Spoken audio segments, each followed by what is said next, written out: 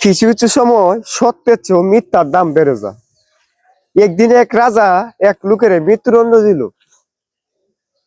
তখন সেই লোকটা অনেকভাবে বাজেভাবে বকাচকা করতেছে সেই রাজারে, কেন তাকে মৃত্যুদণ্ড দিল। কিন্তু তার মুখের কথাগুলা যে কেউ চাইলে বুঝতে পারতো না। তখন এই রাজ্যের মধ্যে পণ্ডিত ছিল, পণ্ডিত আবার সব ধরনের কথাই বুঝতো। তখন রাজা বলতেছে, এই যে ছেলেটাকে আমি মৃত্যুদণ্ড দিয়েছি, এই ছেলেটা কি বলতেছে তুমি বলো তো। অন্য পণ্ডিত তো শুনছে, বুঝাই গেছে, সে তো সব ধরনের ভাষায় বুঝে যে রাজা মশাইকে অনেক বাজেভাবে বকাচকা করতেছে। এখন যদি রাজা মশাইরে বইলা দেয় যে এই ছেলেটা তো আপনাকে অনেক বাজেভাবে বকাচকা করতেছে, তাহলে তো এই ছেলেটা শাস্তি আরো ভয়ঙ্কর ভাবে দিবে। যাও সহজে মৃত্যু পাইলো, এখন দেখা গেছে যে অনেক কষ্ট করে মৃত্যুদণ্ড দিব। তখন পণ্ডিত মনে মনে চিন্তা করলো, তার থেকে ভালো ছেলেটাকে বাঁচাইয়া দিই, কেউ তো আর ওর মুখের ভাষা বুঝে নাই। তখন ওই পণ্ডিত বলতেছে, রাজা মশাই, এই আসামি আপনারা বলতেছে আপনি অনেক ভালো মানুষ, আপনি অনেক দয়াবান, আপনার মতো ভালো মানুষ এই রাজ্যের মধ্যে আর একটাও নাই। আরো এইরকম ভালো ভালো কথা ইত্যাদি ইত্যাদি।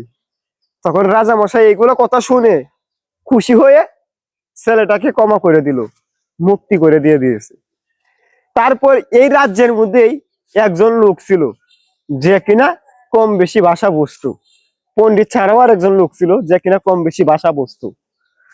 তখন ওই লোকটা রাজারে বলতেছে যে রাজা মশাই, আপনার পণ্ডিতে আপনার সাথে মিথ্যা কথা কইছে। যে কি মিথ্যা কইছে? যে এই ছেলে আপনার বাজেভাবে বকাচকা করছে, আপনার প্রশংসা করে নাই। তখন রাজা মশাই বলতেছে, তোমার এই সত্যটার চেয়েও পণ্ডিতের মিথ্যা কথাটা আমার কাছে অনেক দামি। তখন আবার ওই লোকটা বলতেছে, কেন? যে দেখো, ওই পণ্ডিতে মিথ্যা কথা বলেছে এই ছেলের জীবনটা বাঁচানোর জন্য, আর তুমি সত্য কথা বলতেছো আমি যেন তাকে মৃত্যুদণ্ড দিয়ে দিই।